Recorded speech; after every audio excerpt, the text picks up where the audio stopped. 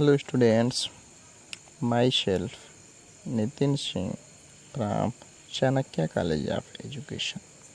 आज की क्लास में मैं डीलेट फर्स्ट ईयर से F7 सब्जेक्ट कोड अर्थात टीचिंग ऑफ मैथमेटिक्स गणित का शिक्षण शास्त्र के यूनिट 4 में डिस्कशन करेंगे। प्रीवियस वीडियो में हम लोग मानक इकाइयाँ एवं अमानक इकाइयों के बारे में चर्चा कर रहे थे। आज उसी कड़ी में थोड़ा आगे बढ़ते हैं, देखते हैं कि जो मानक इकाइयों के मापन हम करते थे उसके लिए हम किस किस साधन का चुनाव करते हैं, और आज ही हम लोग मापन के दौरान होने वाली गलतियों को भी समझने का प्रयास करेंगे। तो खैर हम देखते हैं लंबाई मापने के साधन का चुनाव हम किस प्रकार से करें, किन विधियों का उपयोग कर सकते हैं लंबाई मापने के लिए, उसका चयन हम कैसे करते हैं समझते हैं। लंबाई मापने के लिए हम इंची tape, 1 metre scale, 30 centimetre scale, 15 centimetre scale इत्यादि साधनों का उपयोग करते हैं। ये सब साधन मानक इकाइयाँ हैं। जिस तरह से किसी कार्य में कौन से स्केल का उपयोग होगा, बच्चों की इसकी समझ होनी चाहिए। इसके संदर्भ में हम अलग अलग गतिविधियाँ करा सकते हैं। गतिविधियाँ कराने का मतलब थोड़ा समझते हैं, गतिविधि कैसे कराएंगे। बच्चों के समूह को बांट लेते हैं और हर समूह में 1 इंची टेप, 1 मीटर स्केल, एक 30 सेंटीमीटर स्केल, एक 15 सेंटीमीटर स्केल, ये सब रख देते हैं। प्रत्येक समूह विद्यालय में उपलब्ध चीज़ों को नाप लेते हैं और तय करें कि कौन सी स्केल रही और कैसी रही। जैसे ये देखिए कॉपी, बुक, इसको नापने के लिए लंबाई में कौन सी स्केल का उपयोग कर सकते हैं। इस स्केल का उपयुक्त स्केल बताइए। जैसे कॉपी की लंबाई मान लेते हैं 15 सेंटीमीटर है, ये 15 सेंटीमीटर स्केल का उपयोग करेंगे। पेंसिल में भी हम सेंटीमीटर का 15 सेंटीमीटर स्केल का उपयोग कर सकते हैं। कोई बरामदा रूम नापना हो तो हम उसके लिए क्या करेंगे, इंची टेप का उपयोग करेंगे या मीटर स्केल का उपयोग करेंगे। खंभे की मोटाई नापना हो तो खंभे की मोटाई नापने के लिए हम क्या करेंगे, इस मोटाई है उसके नापने के लिए भी इंची टेप का उपयोग कर सकते हैं, कितना इंच है कैसे है। इस प्रकार से अन्य चीज़ें हैं, उसकी लंबाई कैसे नापेंगे, कौन सा स्केल उपयोग करेंगे, अन्य गतिविधियाँ बच्चों से हम करा सकते हैं। अच्छा, स्केल को उपयोग करते समय कुछ त्रुटियां भी हो सकती हैं, एरर भी हो सकती हैं। जैसे बच्चे अक्सर स्केल का उपयोग करते समय गलतियां करते हैं। वो स्केल को एक सिरे को उस वस्तु के सिरे से सीधे रख लेते हैं और ध्यान नहीं देते स्केल पर शून्य कहाँ है। यदि ऐसा करेंगे तो गलतियां एरर हो जाएंगी। ये इस प्रकार हम जैसे स्केल को यहाँ से ना नाप करके यहाँ से नापें, कहाँ से, शून्य से ना नाप के यहाँ से नापेंगे तो एरर हो जाएगी। किसी रेखाखंड को सिरे से नापने के लिए हम 1 का निशान 0 पे जहाँ लिखा गया उसे देख लेते हैं और दूसरे निशान नाप को देख लेते हैं। इस प्रकार से भी करेंगे तो त्रुटियाँ हो जाएंगी। नतीजा ये कि 1 सेंटीमीटर ज़्यादा हो जाएगा या 1 सेंटीमीटर कम हो जाएगा। ऐसी गलतियों से हम बच सकते हैं। बच्चों को ऐसी गलतियाँ नहीं करनी चाहिए। इसके लिए हम बच्चों को गतिविधि कराएंगे, स्केल के पैमाने को समझाने का प्रयास करेंगे कि इस स्केल से, ये 0 वाले स्केल से ही हम वस्तु की एक कॉर्नर पे पुट करेंगे और जितनी लंबी वस्तु होगी उस प्रकार से मेजर करके हम उसका मापन कर लेंगे। ठीक। अब ये संभावित त्रुटियां नज़र आ गई। ऐसी त्रुटियां हो सकती हैं। इस त्रुटियों को बच्चों को पहले ही इसकी समझ हो जानी चाहिए। इस त्रुटियों को हम करने से पहले समझा करके इस त्रुटियों को दूर कर सकते हैं। मापन के दौरान होने वाली गलतियां एक टॉपिक था।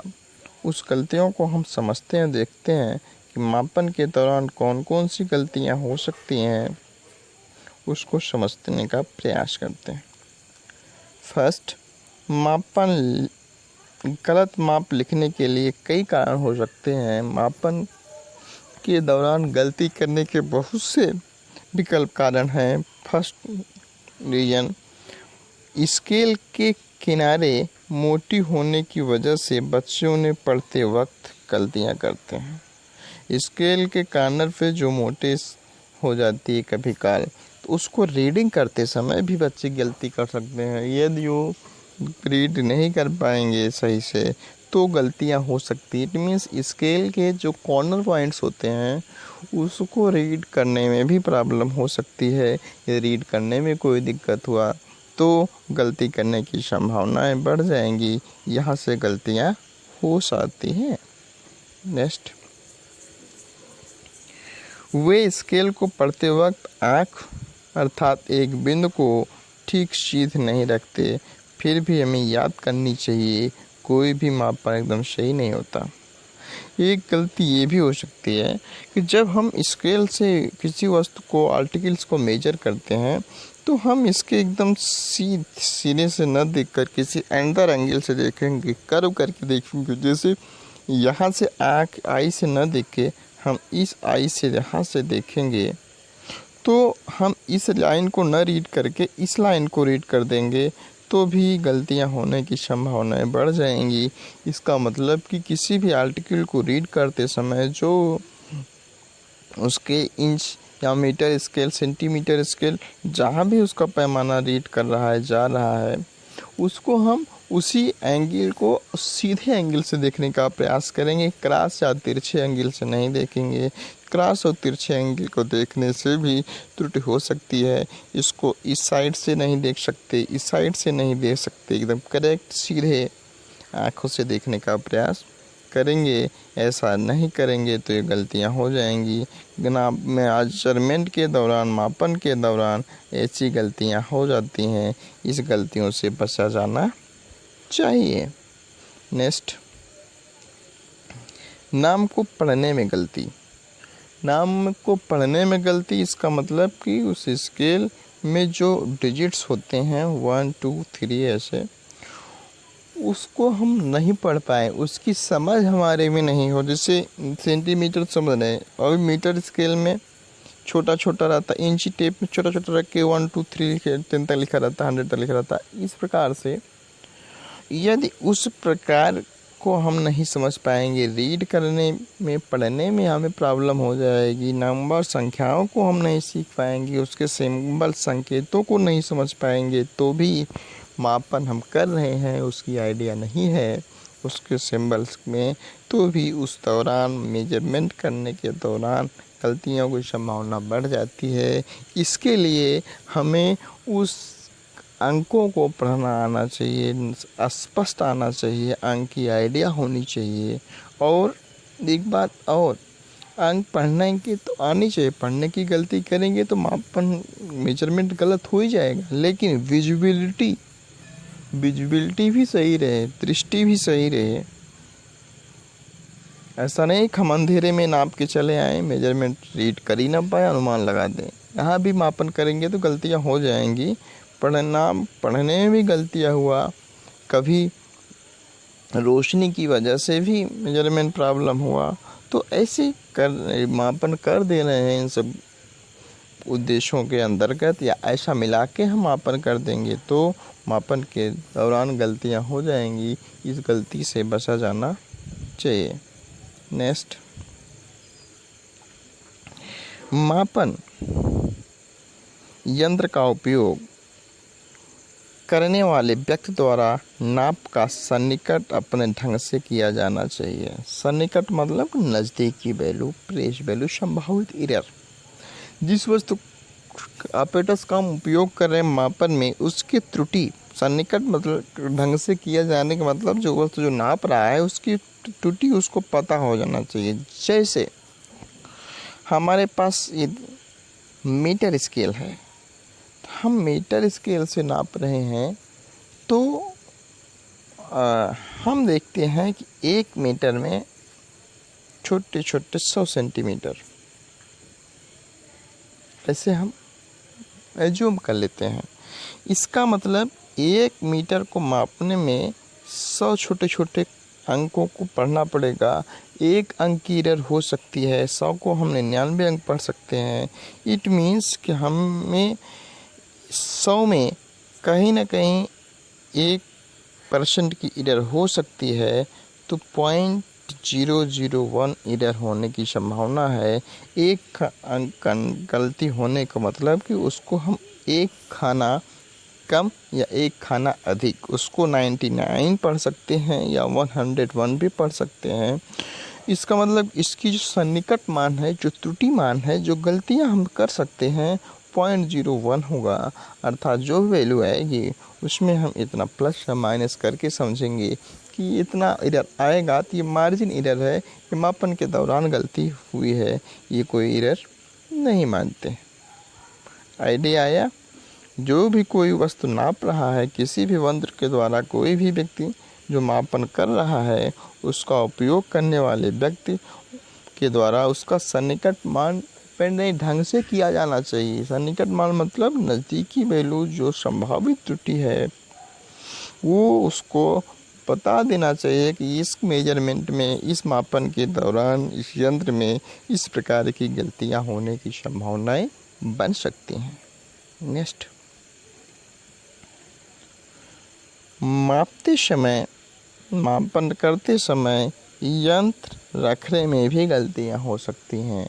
मेजरमेंट के दौरान यदि हम मापन कर रहे हैं, यंत्र को, ऑपरेटर्स को, स्केल्स को सही जगह से न स्टार्ट किया जाए, सही से न रखा जाए, तो भी हमारे मापन के दौरान गलतियां हो जाती हैं। इस गलती से भी बचा जाना चाहिए। इट मीन्स मापनते समय यंत्र को गलत नहीं रखना चाहिए कि किस दिशा में कैसे मापन कर रहे हैं, एकदम सीधे सटीक मापन करना चाहिए। गलत दिशा में मापन किए, गलत तरह से मापन किए तो मापन के दौरान होने वाली गलतियों की संभावनाएं बढ़ जाएंगी। नेक्स्ट एंड लास्ट, एक ही यंत्र से एक ही वस्तु को 2 व्यक्ति नापें तो नाप अलग अलग आ सकते हैं। हाँ, लेकिन इतना अंतर ना आ जाए कि फ्लैक्सिबल जो प्रतिशत एरर, जिसको हम संभावित एरर सन्निकट मान बोल रहे हैं, इससे ज़्यादा एरर ना हो पाए। यदि इससे ज़्यादा एरर हो रहा है तो मापन की गलतियां मानेंगे। कोई भी मापन होगा, जैसे हम समझते हैं कि किसी भी यंत्र या किसी भी वस्तु को जब 2 वस्तु नापेंगे, 2 लोग किसी वस्तु को नाप रहे हैं, यदि वो मानक इकाई है, उसकी जो एरर होने की संभावनाएं हैं, जो गलतियां होने की संभावनाएं हैं, केवल प्रतिशत एरर, परसेंटेज, जिस रेशियो में सेंटीमीटर स्केल है, मीटर स्केल से नाप रहे हैं, तो इस प्रकार से गलतियां हो सकती हैं। 0.01% मान सकते हैं। यदि इतना होगा तो हम प्लस माइनस समझ सकते हैं, चाहे हम नापे या दूसरा व्यक्ति नापे। लेकिन इसी के जस्ट विपरीत यदि अमानक इकाई हो, अमानक इकाई मतलब जैसे किसी भी रूम की लंबाई नापना हो, तो हम इंची टेप का, मीटर का उपयोग न करके हम अमानक इकाइयों में उपयोग करेंगे। अमानक इकाइयों के रूप में हम अपने कदम का उपयोग करेंगे, हाथ का उपयोग करेंगे, बीता का उपयोग करेंगे। तो जब व्यक्ति चेंज होगा तो जाहिर सी बात है उस व्यक्ति का जो मानक है, हाथ है, कदम है, बीता है, ये सब परिवर्तित होगा। तो हमारे जो रिजल्ट आएगा वो कहीं ना कहीं बदल जाएगा। इट मीन्स उसमें त्रुटि की संभावना बढ़ जाएगी। हाँ, यदि मानक यूनिट्स है तो प्रतिशत एरर कहा जाता है, तो संभावित एरर या सन्निकट मान कह सकते हैं, उतना ही एरर चाहे 2 व्यक्ति नापें चाहे 3 व्यक्ति नापें आए तो मार्जिन एरर है, नो डाउट उतनी गलतियां हो सकती हैं मापन के दौरान। यदि उससे अधिक एरर आए, उससे अधिक वैल्यू आ जाए, इट मीन्स मापन के दौरान हम गलती कर रहे हैं। ऐसे गलतियों से बचा जाना चाहिए। ठीक, आइडिया आया। आज की क्लास के लिए इतना ही।